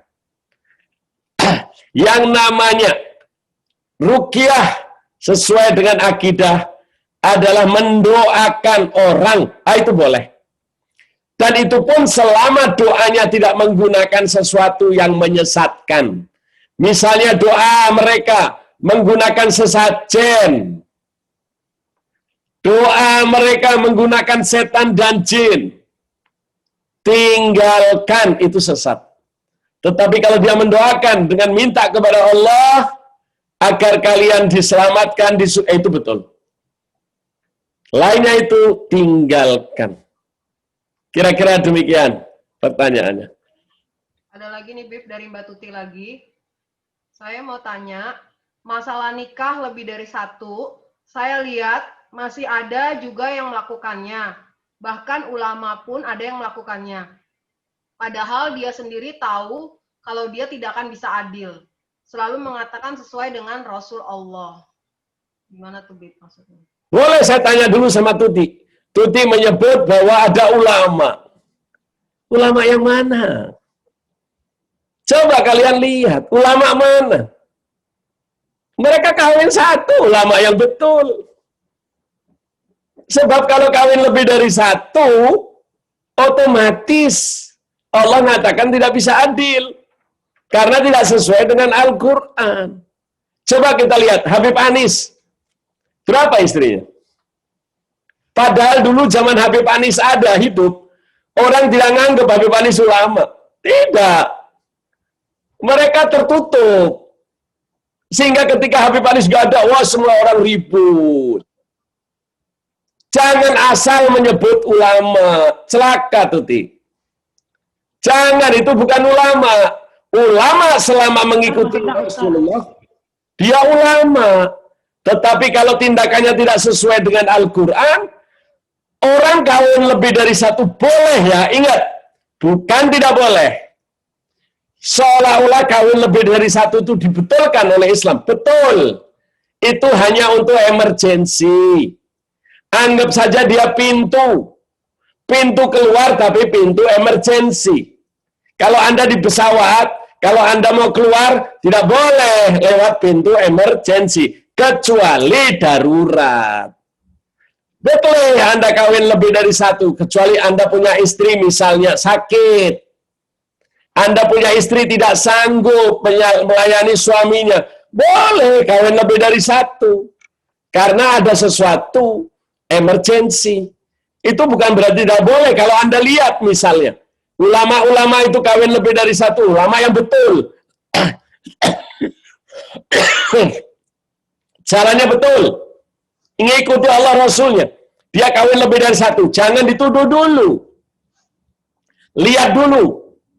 Apakah betul rumah tangganya benar. Daripada dia maksiat, maka dia kawin lagi. Dibolehkan. Boleh. Ada aturannya? Ada. Selama dia ngikuti aturannya, maka dia betul. Banyak ulama juga betul. Ulama yang hebat, betul, kawin lebih dari satu. Apakah kita tahu problematik rumah tangganya? Jadi jangan asal kita tuduh. Yang terang, Rasulullah kalau memang betul, semakin kawin itu semakin mulia. Kenapa? Rasulullah dalam waktu 3 tahun, beliau tidak nikah. Dia dalam keadaan duda. Kalau memang betul dia punya istri lebih, kenapa dia tidak kawin lagi saat istrinya meninggal? Ya, tidak. Dia begitu Sayyidina Khadijah meninggal, dia tidak nikah lagi selama 3 tahun. Tolong pelajari dong, kenapa Rasulullah kawin lagi? Karena diperintah Allah. Diperintah Allah. Kalau Rasulullah tidak kawin lagi, maka sampai saat ini masih ada perbudakan. Masih ada perbudakan. Kalau Rasulullah tidak kawin dengan orang kulit hitam, sampai ini hari masih ada perbedaan warna kulit. Masih orang kulit hitam dianggap sengsara, membawa sial. Tetapi Rasulullah mengawini. Dan yang dikawini oleh Rasulullah, itu semuanya janda. Ngurus anak yatim. Jadi ada sebab, belajar dulu. Kalau Anda sudah belajar, baru nyalahin orang. Tapi kalau kita belum belajar yang benar, kita tidak tahu problemnya. Hati-hati, itu namanya hoak. Dan hoak itu adalah zalim. Sebesar-besarnya zalim. Ingat, jangan sembarangan. Mereka apa tidak tahu? Mereka tahu. Mereka kawin itu karena emergency. Karena istrinya tidak bisa melayani. Bisa saja ada kekurangan yang kita tidak tahu. Tapi mereka alim ulama tidak akan sembarangan. Tidak akan sembarangan mereka menikah lagi. Kecuali mereka memang tahu itu diizinkan oleh Allah. Jadi ingat ya, kawin lebih dari satu itu dibolehkan. Betul. Tetapi ada syarat-syarat yang harus dipenuhi. Atau kalau istilah sekarang ini, harga ini murah, tapi tergantung syarat. Syaratnya apa? Anda boleh beli ini dulu, beli ini dulu, pembeliannya sampai sekian, Anda baru dapat hadiah. Jadi selalu kemudahan itu ada syarat. Insya Allah kira-kira demikian, Tuti. Ya. Ini ada lagi, Bib, dari Mbak Yuni. Surah apa yang dibacakan untuk ruqyah biar hancur yang mengganggunya? Mbak, jangan seolah-olah manusia itu selalu cari gampang. Manusia itu seolah carinya gampang. Caranya apa? Beb, doanya apa? Setiap ada apa-apa, doanya apa? Seolah-olah dia seperti pil, Mbak. Dia beli di apotek, tolong minta pil, ngilangis jin, selangi setan. Bukan begitu caranya. Bahkan banyak doa yang tidak diterima Allah. Ada sebab doa tidak diterima. Lah amalnya masih jauh kok. Anda berdoa, boleh, itu memang disuruh. Di dalam Al-Quran Allah nyebutkan, di dalam surat Al-Baqarah, ayat 186, Allah memberitahu, Ud'uni astajib lakum. Berdoalah, kalian akan aku kabulkan doanya. Setelah kalian mengikuti perintah, kalian beriman kepadaku. kalian mengikuti perintah-perintah dan menjaga larangan, aku pasti kabulkan. Jadi jangan asal mengandalkan doa. Doa itu wajib, tetapi usaha dengan wajib. Kalau Anda berdoa tapi Anda pekerjaannya percaya sama setan, malah obatnya kagak rapat, kagak akan bermanfaat. Tetapi kalian taat sama Allah, taat sama Rasul, menjauhi larangan Allah, menjauhi larangan Rasul. Kemudian Anda berdoa, tidak mungkin doa Anda kecuali pasti diterima. Bahkan kalian tidak usah berdoa pun, kalian akan dilindungi oleh Allah. Itu, jadi jangan suka orang sekarang paling enak. Supaya anak pintar, doanya apa sih, Beb? Supaya rezeki banyak, doanya apa sih, Beb? Supaya dikabulkan doa-doanya apa? Masya Allah. Ini hati-hati. Hati-hati. Betul, doa itu bahkan ada yang mengeluh. Beb, kenapa doa saya tidak dikabul-kabulkan? Kapan-kapan kita bahas. Kenapa doa itu tidak dikabulkan? Ada sebab. Ya, ada doa yang dikabulkan, ada yang ditolak. Apa sebabnya? Lah ngikuti jalan Allah tidak. Bahkan kita lebih celaka daripada orang yang non-muslim. Alangkah sedih kita ini. Ngaku Islam, jalanin tidak. Hobinya mengandalkan doa. Oleh karena itu Allah mengatakan, aku tidak akan merubah nasib seseorang kecuali mereka berusaha. Usaha dulu. Usahanya apa? Takut kepada Allah. Itu cara usaha. Nah, setelah Anda berusaha, kemudian Anda berdoa, kata Allah. Setelah Anda berdoa, tawakallah kepada Allah. Allah akan mengabulkan doa. Tapi kalau tidak, celaka. Kira-kira demikian, Mbak.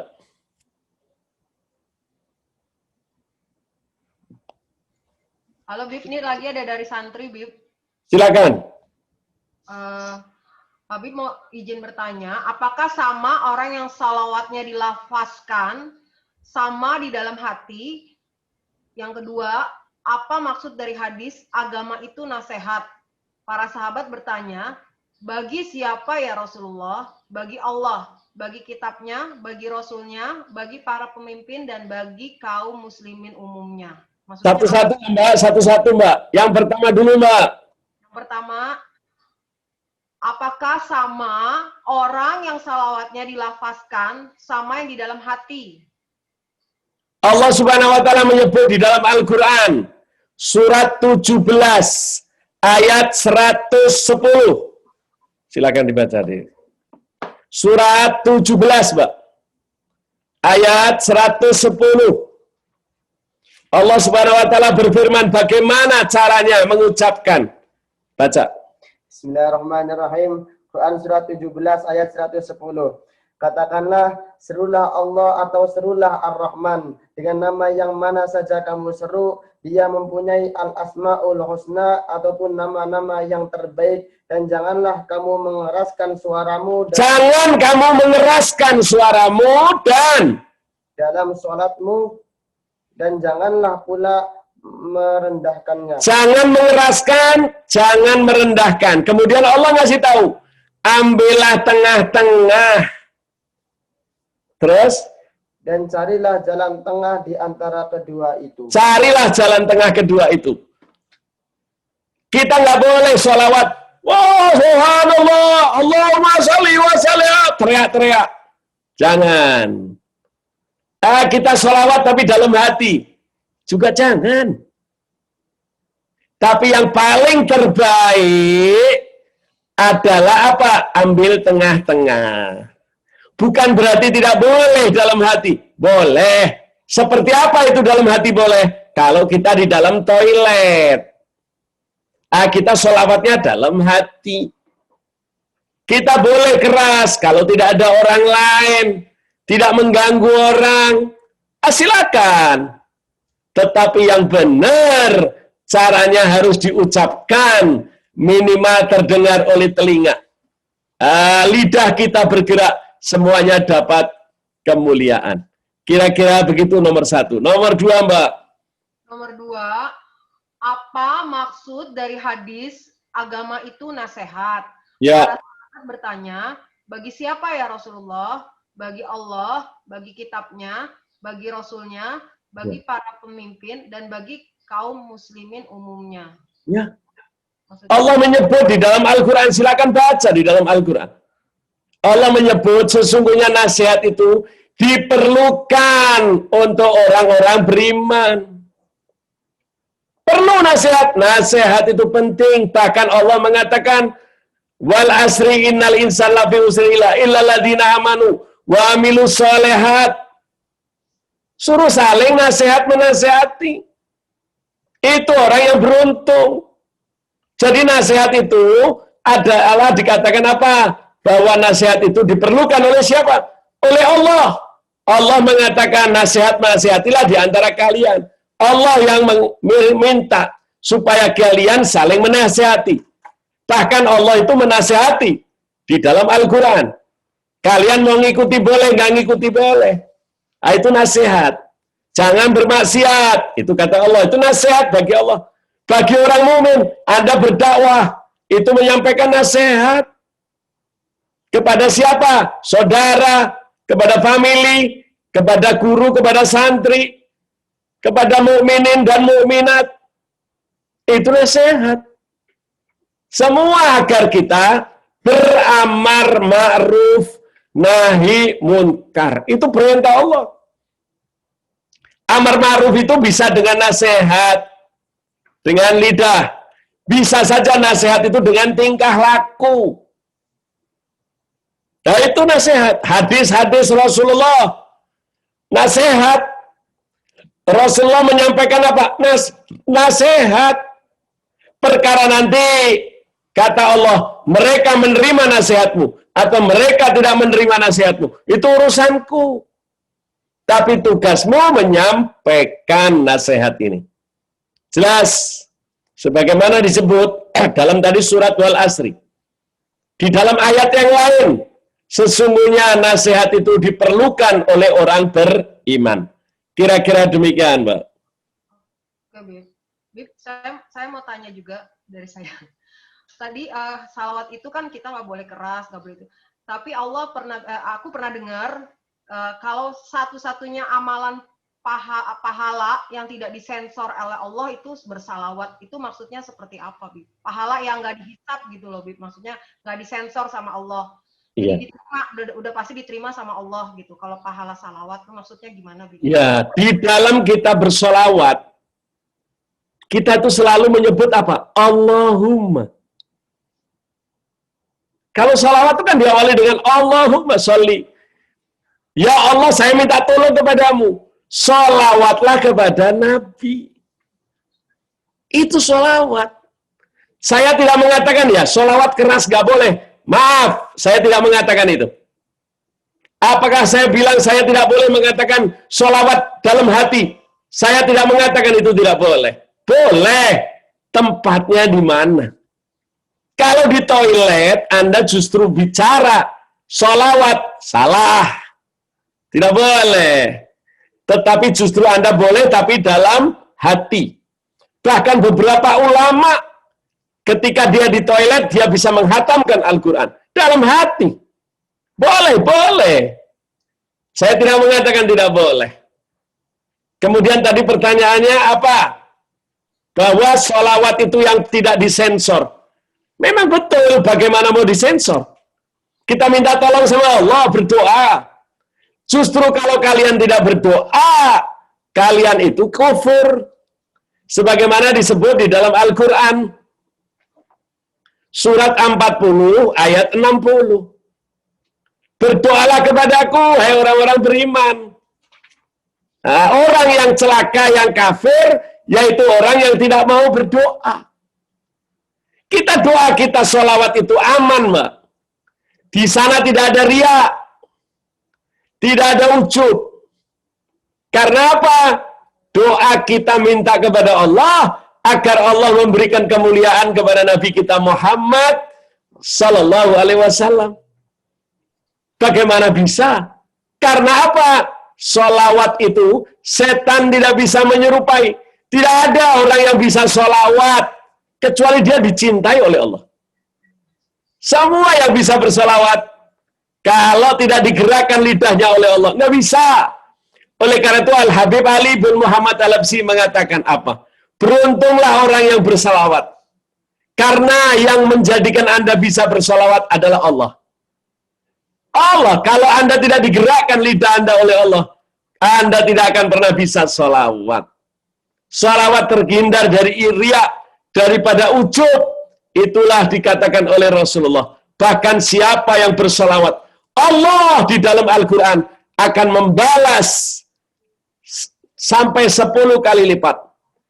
Dalam hadis yang lain, siapa yang bersolawat hari Jumat, malam Jumat, ruhku dikembalikan oleh Allah, aku akan langsung jawab bersolawat kepadanya dan kepada kedua orang tuanya. Di mana bisa terlarang? Bagaimana bisa ditolak? Sebab sholawat itu minta tolong sama Allah agar Allah memuliakan Nabi kita Muhammad Sallallahu Alaihi Wasallam. Kita lihat, Allahumma sholli ala Sayyidina Muhammad wa ala ali Sayyidina Muhammad. Kembali kepada Allah. Nah, itulah yang semulia-mulia ucapan. Kira-kira demikian. Ya, ini ada lagi Wib dari Mas Kris. Tanya dalam surat 2 ayat 39. Silakan dibaca surat kedua Al-Baqarah ayat 39. Ya, tadi dibaca. Ya. Silakan, Mbak. Disebut orang kafir adalah penghuni neraka. Bagaimana dengan orang Islam tetapi tingkah laku perbuatannya jauh dari Islam? Apakah termasuk golongan kafir dan penghuni neraka? Terima kasih dari Mas Rinto. Oke. Kita sudah tahu surat 2 ayat 39. Mbak, kenapa orang kafir di neraka? Karena dia kafir kufur. Kafir di sini apa, Mbak? Menyembunyikan. Orang yang disebut kafir itu menyembunyikan. Cuman orang non-muslim itu takut kalau disebut kafir. Padahal itu sopan sekali. Sopan, Allah itu tidak pernah mencaci. Allah mengatakan, Qul ya ayyuhal kafirun. Mereka itu kafir. Karena mereka menyembunyikan, arti kafir itu menyembunyikan. Jadi tahu cuman kalimat ini membuat mereka itu gemeter. Padahal kafir itu menyembunyikan. Cuman orang non-muslim, mereka menyebut orang Islam itu apa? Sebagai gembala yang sesat. Bayangin, kita dianggap gembala, berarti hewan yang sesat lagi. Itu kan mencaci, Mbak. Tapi kalau orang Islam mengatakan orang non-muslim itu kafir, artinya kafir apa? Menyembunyikan kebenaran. Kita sudah tahu kalau kita ditanya siapa yang menciptakan langit. Ayo, siapa yang bisa baca? Siapa yang bisa tahu? Kecuali kita akan sebut Allah. Tidak ada lain, tidak ada. Jadi mereka menyembunyikan. Nah, ini yang tidak boleh. Jadi yang disebut orang Islam, tapi kalau tingkah lakunya yang tidak sesuai dengan ajaran Islam, boro-boro di neraka, Mas Kris. Dia nerakanya paling bawah. Allah yang bilang.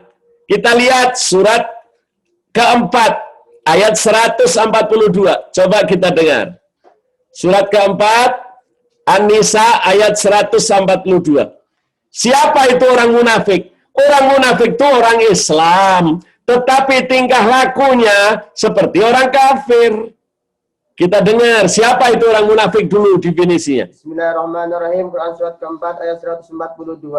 Sesungguhnya orang-orang munafik itu menipu Allah.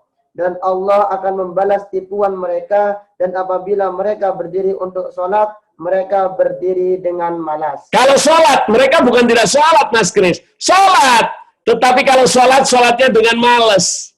Bukan karena Allah, bukan. Itu cirinya. Kedua, orang munafik itu apa? Mereka bermaksud riya dengan sholat di hadapan manusia. Mereka kalau sholat kepengen dilihat orang. Bukan lillahi ta'ala. Sholat loh, ini mereka ini bukan tidak sholat. Sholat. Tetapi pengen dilihat orang. Dia mengatakan apa? Mereka mendohongi Allah. Celaka mereka. Yang ketiga. Dan tidaklah mereka menyebut Allah kecuali sedikit. Mereka nyebut Allah loh, Mas Kris. Cuma nyebutnya cuma sedikit kalau penting. Seperti obat bila perlu. Kalau lagi ada kematian, oh dia takut. Nanti kalau sudah lewat lagi. Itu orang munafik. Lah orang munafik itu ada di mana? ayat 145. Surat keempat ayat 145. Coba dilihat. Bismillahirrahmanirrahim ayat 145. Sesungguhnya orang-orang munafik itu ditempatkan pada tingkatan yang paling bawah dari neraka. Dan kamu sekali-kali tidak akan mendapat seorang penolong pun bagi mereka. Lebih berat. Tempatnya di neraka yang paling bawah. Fi darkil aspal. Oleh karena itu nama yang paling bawah itu namanya aspal. Sekarang dipakai dalam bahasa Indonesia. Aspal itu apa? Tempat yang paling panas di bawah itu namanya aspal. Fi darkil asfal. Nerakanya yang paling bawah. Keraknya neraka. Justru bahaya. Jelas ya Mas Kris, kira-kira demikian. Ada lagi nih, Bib.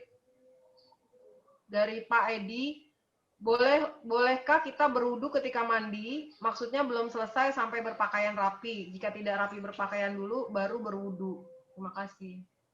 Tidak ada masalah, tidak ada syarat. Orang ngambil wudhu itu harus dengan pakaian dulu. Tidak ada. Yang tidak pakaian tidak sah, tidak. Silakan, tidak ada syarat. Syaratnya hanya bersih saja daripada najis. Baik najis besar, najis kecil. Kemudian dia berwudu. Baik dalam keadaan dia telanjang atau tidak telanjang. Boleh. Nggak ada halangan. Cuman kalau ditanya adab. Adab itu akhlak. Akhlaknya sebaiknya bagaimana? Itu baru berpakaian. Contoh, Rasulullah mengajarkan orang Islam itu kalau mandi besar, hadas besar, berarti dia juga telah melaksanakan hadas kecil. Dia mandi membersihkan. Saya mandi lirafil hadasi akbari. Sekalian di dalam hatinya dia niat ngambil air wudhu. Boleh. Karena semua tubuhnya sudah terkena air. Tidak ragu lagi. Setelah itu dia handukan asal jangan menyentuh yang diharamkan wudhu. Contohnya apa? Keluar dari lubang depan, dari lubang belakang. Itu batal. Kemudian apa? Memegang kemaluan. Itu batal. Kemudian apa? Bersentuhan dengan yang bukan muhrim. Batal. Ini yang ini terkena najis. Batal. Lainnya itu tidak. Silakan Anda mau telanjang, mau pakai celana dalam, mau celana pendek, menutup aurat, tidak menutup aurat, tidak membatalkan daripada wudhu. Kira-kira demikian, Mbak. Ya, Bib. Ini dari Siwo mau tanya, setan mengganggu kita sampai sakaratul maut. Bila orangnya sudah tidak bisa apa-apa, bahkan mungkin dalam keadaan koma, seperti apakah setan mengganggunya? Terima kasih, Habib. Walah, gangguan setan nanti kita bahas, Mbak, kapan-kapan. Setan itu keras sekali, berat. Setan itu tidak akan ada capek, Mbak. Kadang-kadang kita sengaja menghindar setan biar setannya capek. Nggak bisa. Setan itu nggak pernah capek. Bahkan dia mengganggu kita sampai ruh kita keluar. Kalau ruh kita sudah keluar, setan sudah tidak bisa mengganggu. Karena dia diizinkan Allah ganggu manusia itu. Diizinin. Selama umatku mau kamu celakain. Diizinkan oleh Allah. Selama kita mau dicelakain setan dan nurut, ya celaka terus. Oleh karena itu Allah pesan, jangan setan itu dijadikan teman. Itu saja. Caranya bagaimana? Kita selalu berusaha membersihkan hati, kemudian minta sama Allah. A'udzubillahi minasyaitonirrajim. Kita selalu berlindung kepada Allah. Minta kepada Allah, Allah memelihara kita. Sambil tadi kita membersihkan hati kita, mengikuti perintah Allah, mengikuti perintah Rasul. Menjauhi larangan Allah, menjauhi pelarangan Rasul. Otomatis kita akan dipelihara Allah. Sebab setan tidak akan pernah bisa mengganggu umatku yang mukhlis di dalam Al-Quran itu. Setan nggak akan bisa umatku yang ikhlas betul-betul kepada Allah sampai kapanpun, tidak bisa. Bahkan yang bicara ini setan kepada Allah. Ya Allah, telah kau berikan izin kepadaku mengganggu mereka. Tetapi aku setan tidak akan pernah bisa ya Allah mengganggu umatmu yang mukhlis. Oleh karena itu selalu ikhlas. Oleh karena itu dikatakan walaupun amal kita sedikit, tapi ikhlas Itu lebih baik. Bagaimana caranya setan? Banyak, Mbak, namanya ada kitab. Silakan Anda beli. Kitab itu namanya Perangkap Setan. Judul kitabnya Perangkap Setan. Silakan Anda beli, ada bahasa Indonesia. Wah, itu jenis-jenis gangguan setan. Baik dalam keadaan kehidupan sehari-hari ataupun sakaratul maut. Wah, itu banyak kalau dijelasin. Belum tentu bisa 1 sesi, 2 sesi. Insya Allah kapan-kapan kita bahas. Kira-kira demikian, cukup Mbak Devi. Habib, cukup udah maghrib. Ya, kita tutup dengan doa, Mbak. Bismillahirrahmanirrahim. Alhamdulillahirabbil alamin. Allahumma sholli wa sallim ala sayyidina Muhammadin bil lisanil jami'ah fi hadratil wasi'ah salatan tumidu biya jismi min jismi wa qalbi min qalbihi. Allahumma sholli wa sallim ala sayyidina Muhammadin miftahi babi rahmatillah adada ma fi ilmillah salatan wa salaman daimani bidawami mulkillah wa ala ali wa sahbihi. Ya Allah, ampunilah dosa kami, kesalahan kami, kesalahan orang-orang tua kami, teman-teman kami yang menitipkan doa kepada kami. Ya Allah, jagalah kami dari gangguan manusia, dari gangguan jin dan setan yang terkutuk. Ya Allah, berkatilah kami dengan Kau ampuni segala dosa-dosa kami. Tuntunlah kepada kami dengan taufik, dengan hidayah serta inayah-Mu. Allahumma ya man waffaqo alil khair lil khair wa annahum alaih. Wafiqna lil khair wa inna alaih. Ya Allah, Engkau telah memberikan jalan yang baik kepada orang-orang yang Kau cintai dan Kamu mudahkan mereka untuk melaksanakannya. Maka berilah juga kepada kami dan tolong juga mudahkan kami untuk melaksanakannya. Ya Allah, jauhkan kami dari segala penyakit, penyakit hati maupun penyakit badan kami, wabil khusus penyakit corona yang sedang merubah ini, agar kami bahagia di dunia, bahagia di kubur dan di akhirat, dan kelak matikan kami dalam husnul khotimah. Ala hadaniyaniya sholli ala man wa habibina ali wa ila hadratin nabi Muhammadin sallallahu alaihi wasallam. Al-Fatihah. A'udzubillahi minasyaitonir rajim. Bismillahirrahmanirrahim. Alhamdulillahi rabbil alamin. Ar-Rahmanir Rahim. Maliki yaumiddin. Iyyaka na'budu wa iyyaka nasta'in. صراط الذين أنعمت عليهم غير المغضوب عليهم ولا الضالين آمين